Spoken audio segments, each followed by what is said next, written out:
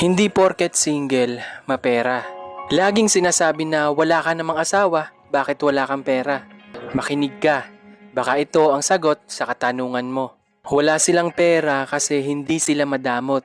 May times pa nga na para sa kanila na lang sana, pero ibibigay pa nila.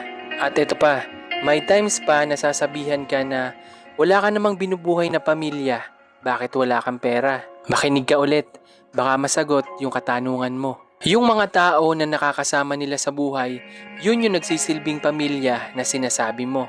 Dahil hindi sila makasarili, nag-aambag sila kung kinakailangan. Sa hirap ng buhay ngayon, mapa-single o pamilyado ka man, kung hindi ka didiskarte araw-araw, mahihirapan ka talaga. Ito ang lagi niyong tatandaan na hindi porket single ang isang tao ay wala ng obligasyon sa araw-araw. Mas madalas, mas marami pa silang iniisip kesa sa inaakala mo.